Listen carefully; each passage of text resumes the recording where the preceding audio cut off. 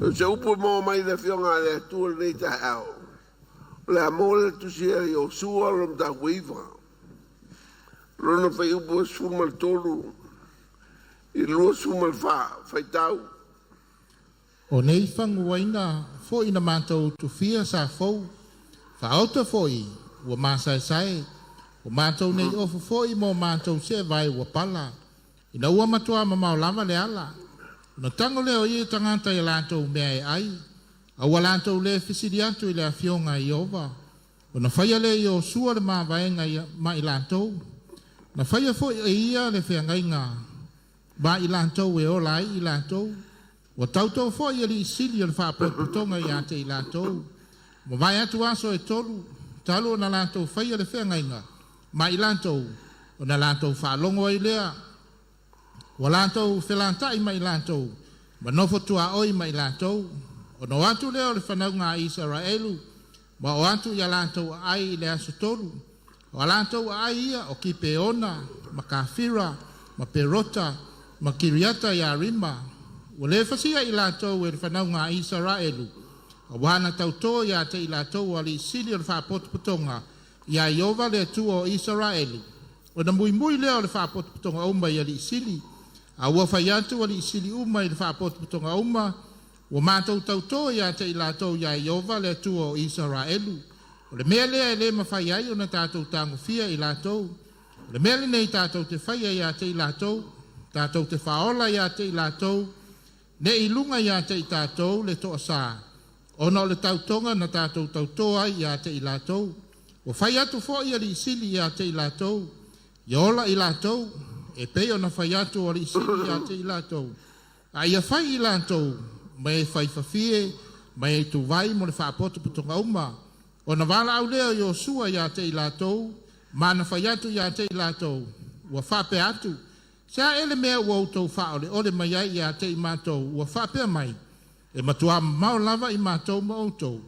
A ua outou na nofo whelata i mai mātou. O le mea lea. E mālai ai outou. E leto te esa outou. Ma le nofo polonga. Ma e whaifafie ma e utuvai mo le whale o loo watua. Na lātou tali mai ai lea ia IOSUA ua whapea mai. A wau matua tau tino mai. I au auna na poloa. I mai e ova lo watua i lana au auna o mose. E fua ina le lau ele le uma ia te outou. Ma wha umatia i lātou e no nofo uma i le nuu. Ai o outou luma. O le mea lea sa matua whiwhewhia i mātou. Na ne i mātou woti i te outou. Wa mātou whai ai fo i le nei mea. Whasi whai upuana e mō whai sumal whawhai tau. O na tanga lea o ia tangata i a lātou mea e ai. O wa lātou le whesili atu i la fionga i Wa lātou le whesili atu i la fionga a Iova. Se IOSUA, se matoi ina, se mapotonga Israel. Wa lātou le whesili a Iova, wa lātou tania e a mea aina a mai e kipiama. O le afoi le whaunga na e teitai le aso. O si se e a wal whaunga. O mai tata nei tau whaasea ki piona. O whaasea a Israel. Whapea e ma maol mea o mai ai. A o tala tua i nei mai tere o mai ere urira. O mai whaasea marato wina marato areto. Polo polo ngā. Tara i mai whangu pāua soro ele mouta. Mai whau punga. Mao ale me mau te o mai ai. A whatoai lo IOSUA. E le mama.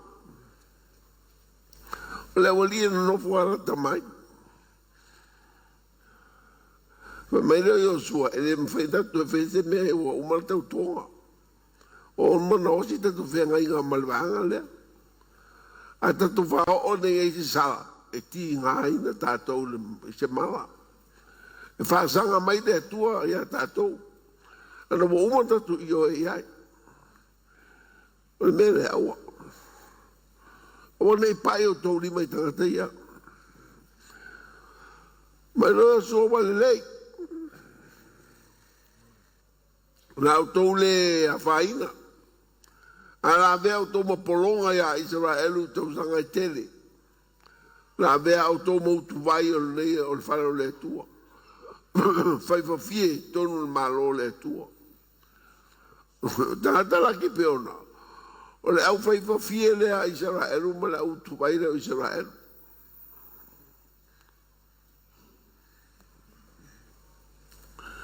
Ai wa whai ale mele ma maksani tangata Israelu. Po te taua po le alawa. Ila te mua sahili le tua. Po le ale me whai. Pe o e tau, pe o e le tau. O le alawa le me whamaina e tua e whai o le mena e whai. O la tō masani ale al sahili o le atua. Mai o le whiau nā tai ao nei. Tau mwhai atu a inga uma le karisia. E tau mwhai ni ati nae mani pisinisi manisi me tere. Sa iri mo mua le tua. Pa ite me ame eloa tani e wha o ngai fisiri le tua. A wal whai le poto le mawhawhau. A fisiri le tua sao tani le tua e se oe. E siratu le poto le tua nairo le poto oe. O le poto tāua, o le poto fōu, o poto arafi. O le poto le atua wa lewa. E roa le atua la matanga malanga tanga o le langi nei. Te le atu na le poto le atua lo le poto ta tweo em tāua. Si le atu na la e fisiri le atua. Po le ale me fai. Le masani ala Israel. A o fisiri le atua. Le se vai taimi tu atu ai nua o. E le ai se fisiri le tua, mai le tua i o. Le ia se o tau e ora. Se o ti uma ia o le mena e o ai. Nā tau tu ai nua tau oa, whetau tonu no oa, e le se fisiri mai e tau. E le lei o. Le ia se o tau e ora. Ma pensa se, le ola se si, le toi foi mai tanga tanaru. Tata uma na o roti e peru. Pawa tata whiaura tata nofo. Me foi lere kalisia. Fai mau me masani a mai sa o tauta maa. Pa fonga mai ulu a inga. Fai mau masani sa ili le tua. O te au tā e te talo. O e ao le ao. O le ulu le a inga. O lo wao ke riso, mai o tale o malava. O tale o malava e ao ia ke riso. Mo mua le ale korinito, mo mua korinito pata o pasutas. Fai upo tonu, falo o ate e whita watu. Mo mua le ale korinito, mo mua korinito pata o pasutas, fai upo sumato, fai upo tonu. A o te loto ine o onto wiloa. O le ulu o tane te o tasi o ke riso lea. O le ulu o le ava o le tane lea. A o le ulu o ke riso o le atua lea. O le ulu o le tane o ke riso lea. Whafonga mai tane umalo e tono mauta whale o le atua le tae ne. O lo ulu o Yesu. Sa iri Yesu. E le aise mea ngau. E le ngau ai atina, e le ngau ai whatoanga, e le ngau ai pisinisi. E sa ini mo mua fina ngaro le tua pe fai pe le awal faya. Awa wali fia poto o el tane. Le ngaro ya tau le maa vea le fa tau ele te si el mato ainga. A fai vei lama mai la mina e sir maa yo le vea le fa kuse kuyo ke pisa. Awa faya lia le fa o le valea o le kamaro. Le ai mas a mo alu li mafe. Waru ka maro Amerika maweli mafe. E ka kia mai le vea nga kua pero. Pa wanga le aso ngola, e le aso ngosa o e vak. Nga pai e nunga al falka vale pero. Le ua fiwa o ko whaora le ora. O whako le insinga ke fiwa i kawale, e ma o kawale nga. O ki nga umaka o pula ko whawhia i le ora. O la ko fa ora via le o la ave ma o ka fa nga kere ke o mai de so ele ke o se la fa nga a fa ya mo ka lo ai fi mo la fa nga fa ko ye ko ka ko so nga fa Mo mea mo so fale ai o mo se fi le ko pe ka o fai le ver be le ai. Va fo me ka ma me le mo nga ver ne ola me mo. No ver ku le la wala me le mo. Pe a fai ke fi si le ko pe fai pe le fai. Au ka ko ku pa o ri pe ko ko ya ma fo. Pe o ma fo ai fai o mai mea. Ai le ai, le wo ro i le ai. Quase se ai singi ngā mea. O lea kua e whai ai. Sa ili lea kua pe a. Lea kara poko solmonga, whamai a solmonga. Lo wata li e ta watu i le tua me lo loto, no whai ala me lea ia me sini a te oe. Tau i le tua. Maramana mai le tua. I le mea nai te e i tau lo loto. E o te nofo a whai.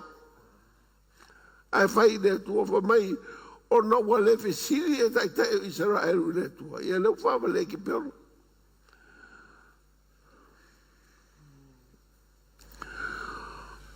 sa dinga le finalo le tua e pisa ia tanta e pisa tanta sa dinga finalo le tua le tiva nga au le tiva nga le mana o ia na me e mana ala to fai le to me masan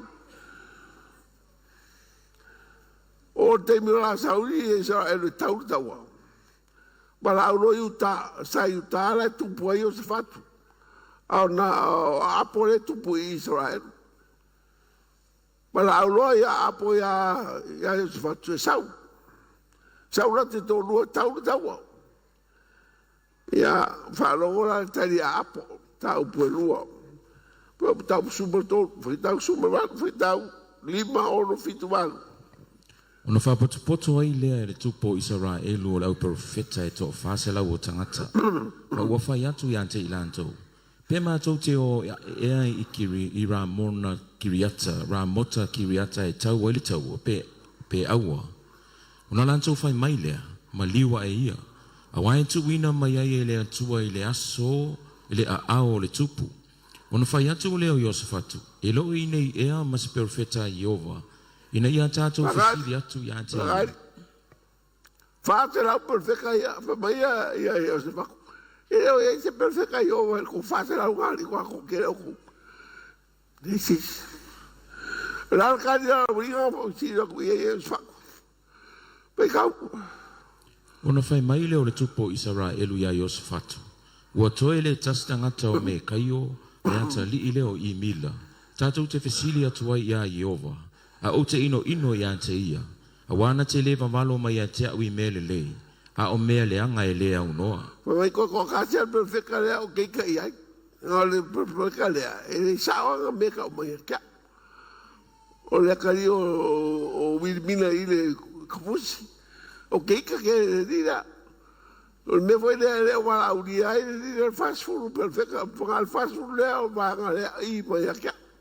A le linga. O ele para o dia anga ele ia e me o que mai o mai fekau ona fai atu ele o Iosafatu au ale feta lai fa pe mai le tupu ona wala au le o le tupu Israelu ile tasi au ona sili wa fa pe antu ia fa avave mai a me kaio le antali o imila ia vai tau o le tupu Israelu mai Iosafatu le tupu Yuta wala ti e tasi ilona no foalii sa au ofu foi ila ua yola ua ofu alii ma wala no nofo ai ile mea au noa ile fai tutoa o Samaria o lo valo foi perfeta uma yola ua luma na faia foi e se te kaia le anta li o kena ana o nifo ua mea mo ia ma fai atu o lo e fa apea o na feta lai mai o Iova o mea nei e suatiai suria se ia e fa umatia i lantou. Wa fa pea ona vavalo o perfeta uma, wa fa pea atu. Ma liwa e ia i rā mota kiriata, ma ia au manuia, a wae tu ina mai e Jehova i le a ao le tupu. O le na alu i le fe au e a ami atu i ame e kaio, wa fa atu i ate ia, wa fa pea atu. Fa uta mai e i upo au perfeta i le tupu ua tasi, wa le lei. O le nei, se i whapea fo i la upu, ia peo so la tou, ia e whai atu se upu le lei.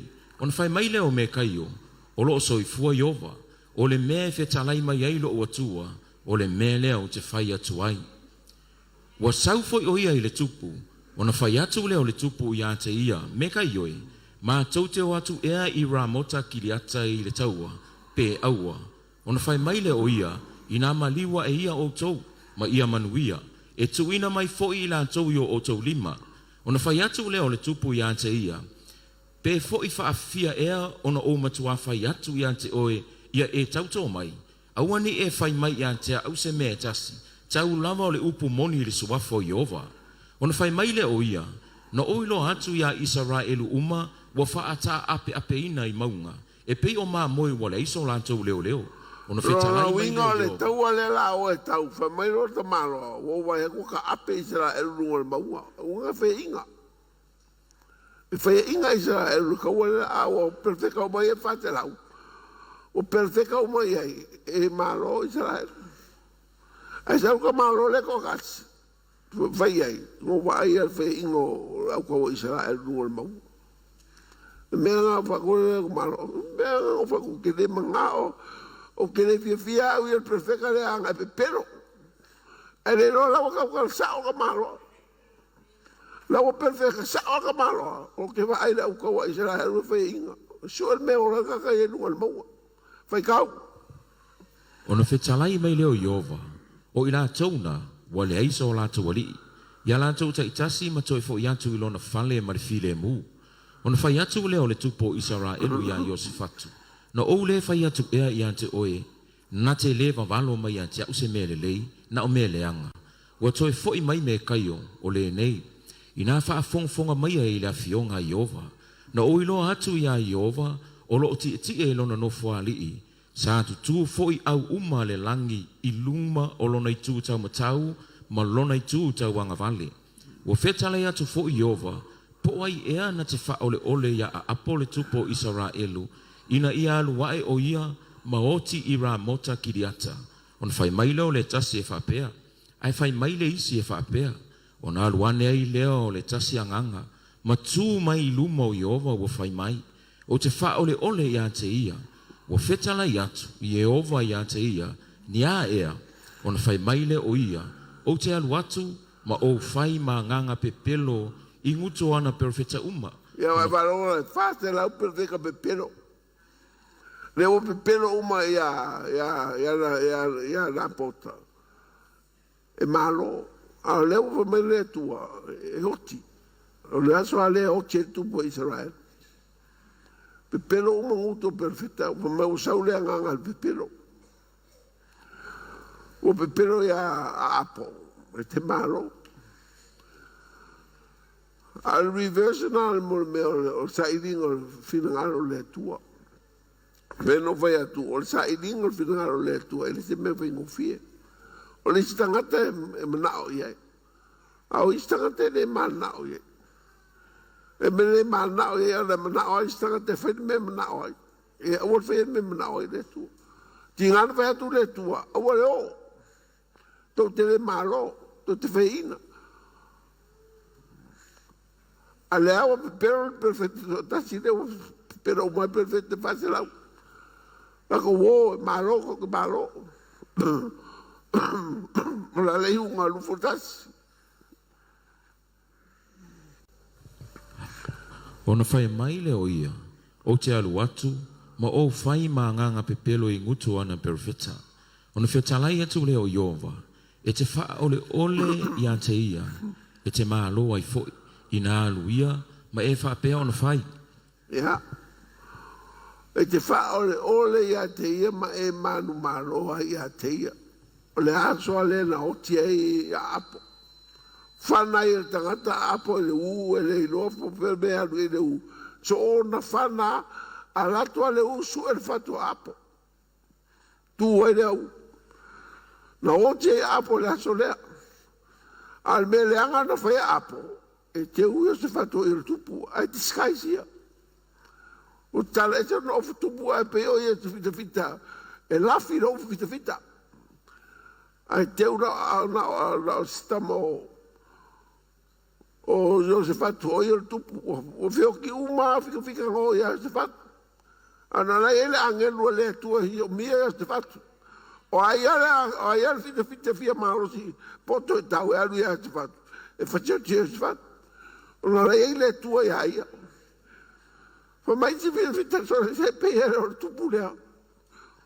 O marosi kele ka o ka lea ka ko aku pura kikira ku sui mana o ka mo apo. So sola lo ma apo. Wa o ia Israel. E de ka wala. Kangolo le si kamanga so ka fanga lau. A fanga kura o wa ku pa ku fa o apo. O ke ya apo no le u fa. Pero no fai atu. E aí tanga te fia. E tanga te le fia. Te no lapo o elo ve la fia la pa se la perfetta pelo e apo. Pe te fia pe afa e sa il finalo leto. O tabita. Le mele zampini e tabita ton fai in fatu.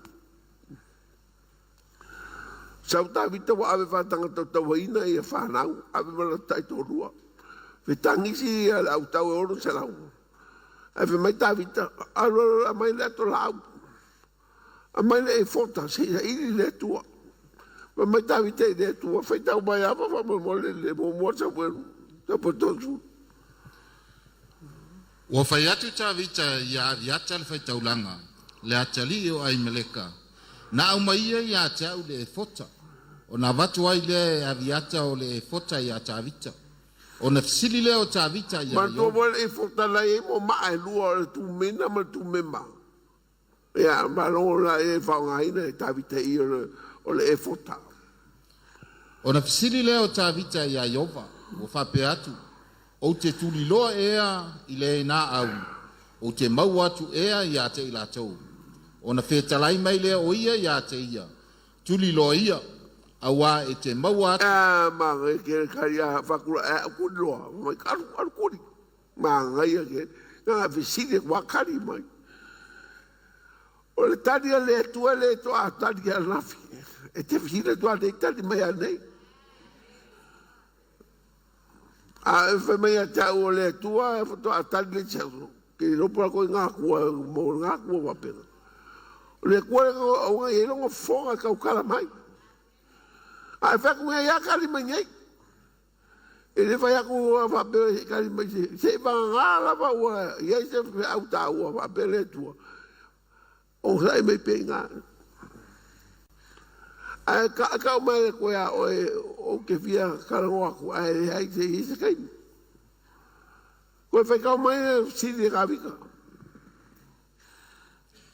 Ona fisili leo tavita ya Yova. Wa fa pe atu. O te tuli loa ea i le nā au. O te mau atu ea ia te ila tau.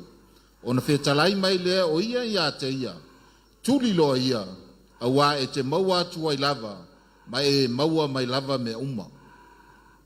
Mana e te tari. Maua mai lava te whanau mo tei tonua. Awa tonu aso taru na orwai ngā maranga. O tūringa tonu aso o le fai. E alu. Le mea nga wha vai e ko lua se lau. Wai le la wawal lua se lau ki e so whangua. U whalo wakura ma lepe la o ki o ki e so whangua. Whaku ka wika e ngofo ko. Ngofo poko. Maka wo ma le whase lau. Nga le whase lau nga o mai kaka. A le ti lua se lau o ngofo le vai kafe. Mo le ma whainga o kwa vai a fia ai.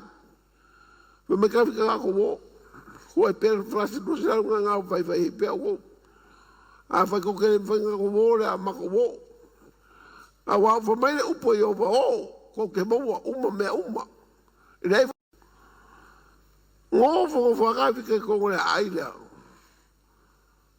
pe ya la nga ka fika le la fa lo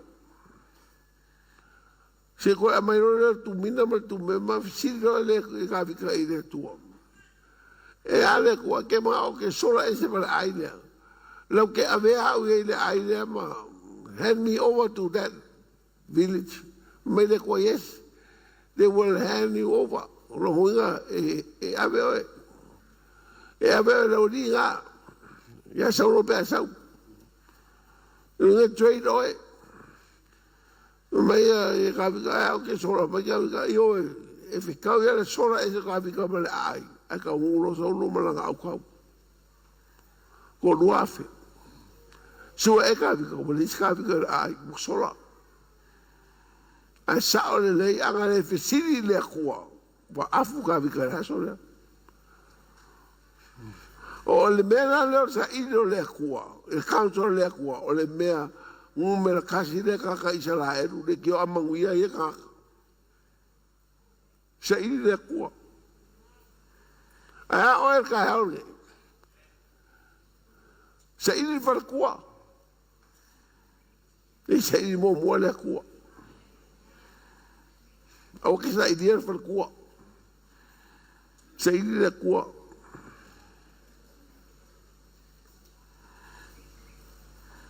Ma ki ngā le uru me mua le whalkua, se iri mo mua le kua, ma walfi le mua le ainga. A maua le kua, maua le whalkua, maua uma me uma.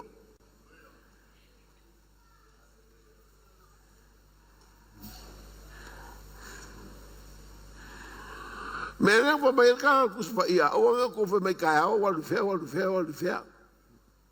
Ma kuspa ia ka puia ko fonga. Ia whape a aulia lea kua. A pule a rofa lea kua a aulia kai au. O walu lea. O le pule a lea kua ka ke ngai o iai. Ma awanga i se fia poko i ku lea kua. E mua lea kua. Whafonga mai foi ka o ka maa.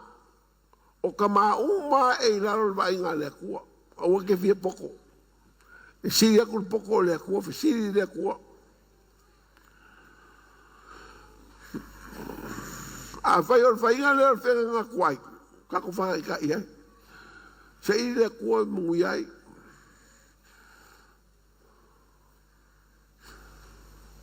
Pa meri e o sua walatu le sa iri le council a Iova. Se mai mea ngā misi a Israelu. Misi a IOSUA, misi ko inga. Misi kai o Israelu. O le sa iri le kua. He foi kai mi kau ke misi ai le kua.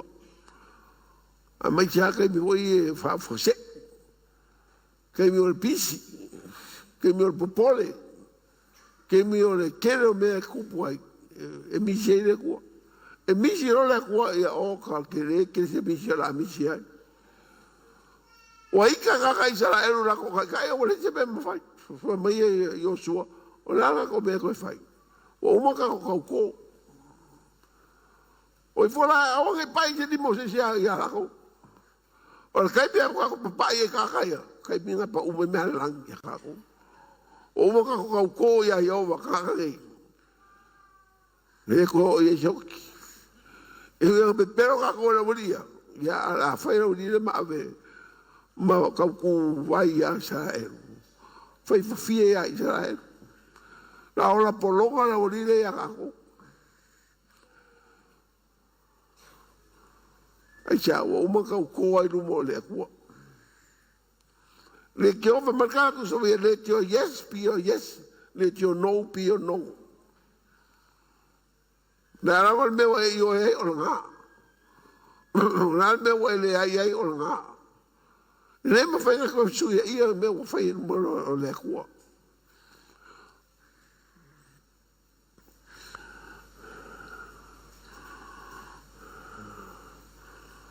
Le al final le tua ia, a final le kua fa ka hu. Fai nge por ka me ki fai pipo e ku le kua, fai al final le kua ki fai pipo la. O le asa ura ki ngai o kau fia fai. Ia, fai kau le kua, longo le kua. E ora le ina wa ki ngai. A whamai le kua, ua le whaia. I loa le kua me rumaa.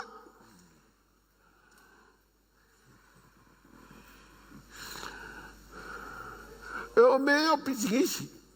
Ele que o angau pisi Samoa, fi vai pisi o leal foi o pisi. Ele pisi mo ele ko. Eu ora mai a pisi, que pisi ele ko foi cá vai foi mo Samuelu ka boi foi cá.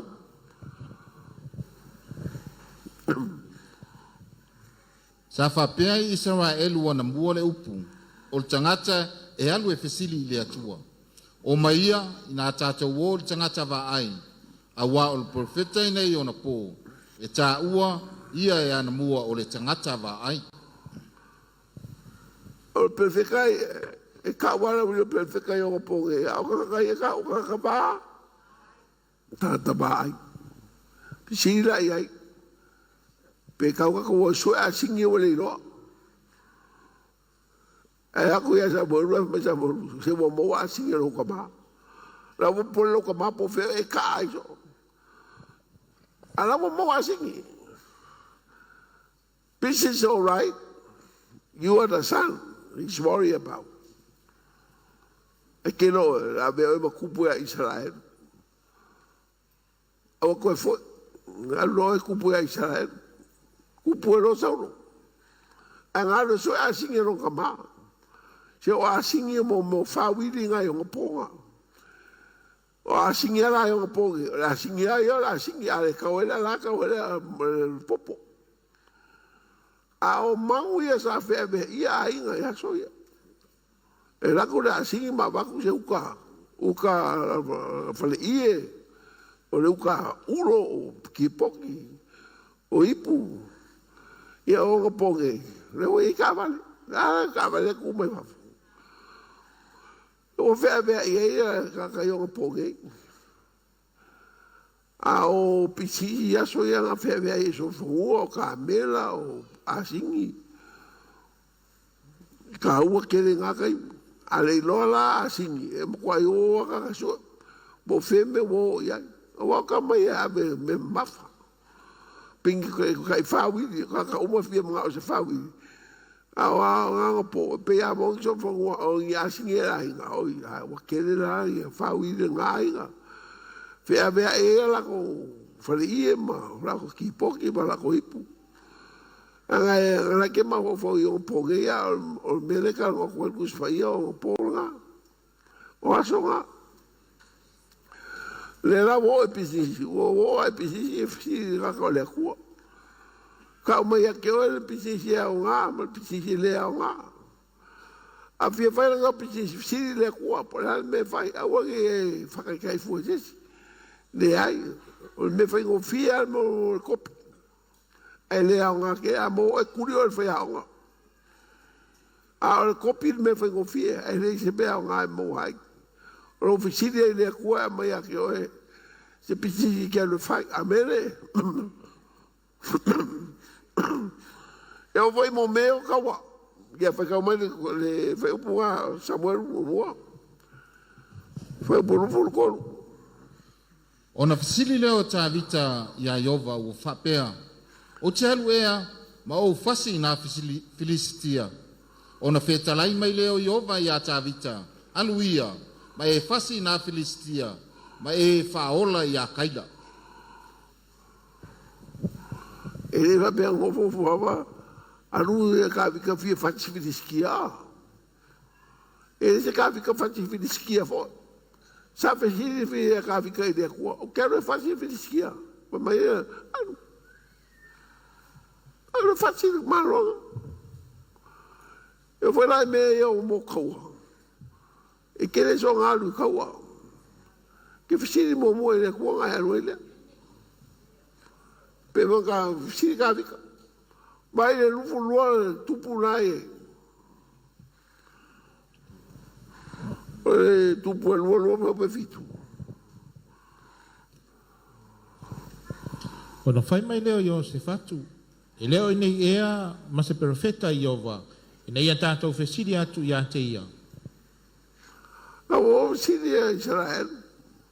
Siri le kua pe o pe le hai. Sa ora kari le kua awale o ka ape o ko o fei o ko. A le so e o ke apo. Le o kari e kari. A le kari e apo kari le ngamai. Le manga o e apo. Ma ka maro e kua pe pelo.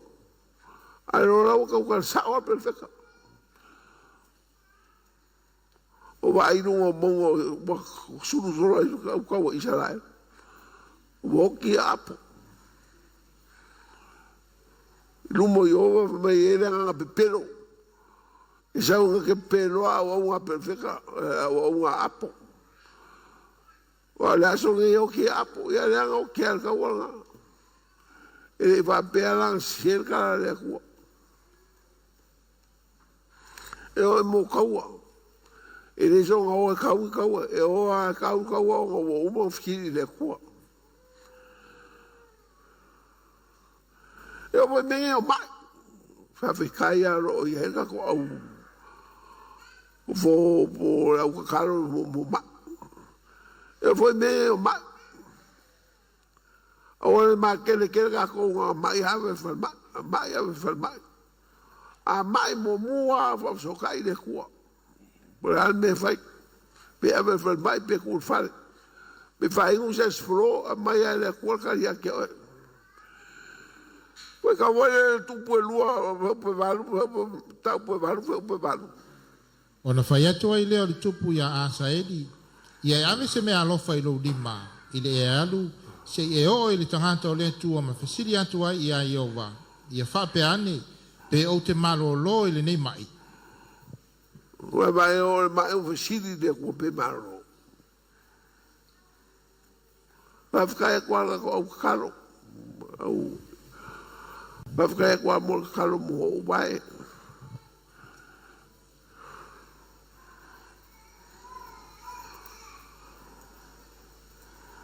O a me mai karo ho na kai mo le kua. Kua o mangile sia o te safai. Te sa kua mai fo mai. Kua le lei a ko. Le chvale ko. O le no po se alme va pera kua kala. La faccio solo a testa fo mai.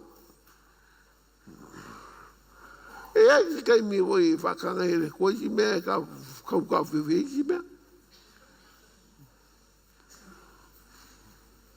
E lo ai le kua wala e fai o a.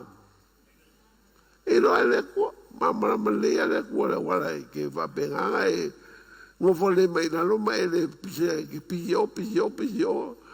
Ale va kule kua fa kalmea.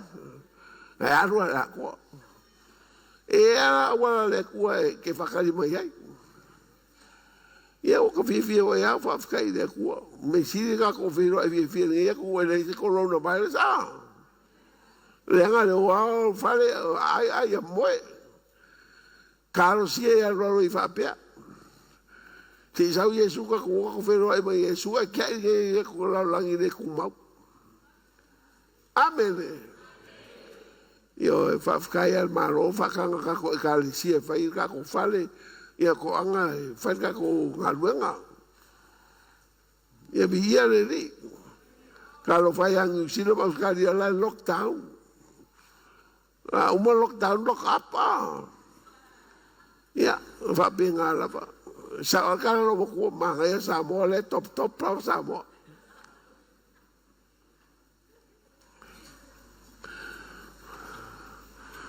e o me o mai e longo le ko o ma ko fare la pe ser flu ya o era al po kangi no bokari ya o ka ko le ma u mo le ko mo que lo ele mo e mercado le ko o ele mo ia ma fa kwa le kwa ia no fero wakari da kan I mai fa mo ia ke ia mo sa mo fide mu ia ala le dinga po ke ala kwa ia ma ia ma ka karo e mo le kwa al ka karo al me fai fa me le kwa o ko ke por se beta sia ai fai lo mai ko ma me le uma o va kwa le fide mu ia ko ke mano lo ai con we ko ma awan e va pe o sa o le ko le ka kia o fa ma on e o le ko ka o ya e de ka pelo le se ka fo o ya o le ko fa pe nga lo fa ya ke o e fa ki fa ka ma le ko e pele o e le ko A fai ke masa saro ya ke oe. Ke rau ka usao kua e kua halofa le kua ya ke oe. Mai maue penga e se si maki o ke kango e mawai e. Le lofo le kua ya oe muka ukia o. So se mea lo o langa i to se le kua. O whangau o lo kolua o pisingisi o kampangi o ame umanga ya oe i to se le kua. Inka lesi e le kua. Mawe le kua so songi ke oe. I ke oe whapeo e ai o ufau oe le kua le e rofa le kua ya ke oe. E rofa oe le kua lau whangau. Pawal me o fia i le rifa mai ai fia i le kua. Whamalia ro loko i le kua i me le uma. Ia ko anga oe fia i le kua. Whamomua le kua so se bea. Ole i le kua me uma, whai i le kua, kau i le kua, awangi ngā ase me mai le kua. Ke whiwa ngā ngai roa lea le kua me ngai a ke oe. Mai awangi i roa se maka ui a ke oe, me ngai wai a ke oe. Ngā sau e le se bea, e koe foi e le se bea. Ai e maka mau e lima mau. Mai whape nganga e kausi mea le kua a waku i a ke oe. Anga li rei whianga li le iai, wha manga roai. E mo e loko mo lalo, amen. E mua le kua me uma. Aral kai hao wheroi mo le kua. O le whai se loko i le kua. Kei mi uma. E whabe nganga e wheroi i le kua. O le kua le kau kia o se kua lofa kere. Lofa muki whare a ke oe. Le tua ia matou ngā luenga la e whai songi. E le uma. Whamal mole e anga le atu le mato e company. Ia whai a le leilo whale. Ia lofa voi ia umol mato whale le mato te sauni atu iai. Ia manisi mau whale stele te sauni e mo e ka le sia i tuai. Salangi ma tuai si whale alili. E sauni e se tupu se whanua le atua sauni e ni whale ni. Whanua se tele e whai ela unga luenga. Ia vi ia i rawa oe le mato utamaa. O le matou talo lea ma leo lenga matou se whamomua ia te oe so se mea. Sa iri atu ia te oe. O matou ole atu ia te oe le matou ngā luenga. Whamal mole. Ye e fisoso ali mai ngā luenga lo whai e so. Whamanui atu au komiti le tua. Ia fwoi le vi inga ia te oe. Whaftai. Awa se pate vi ia le tua.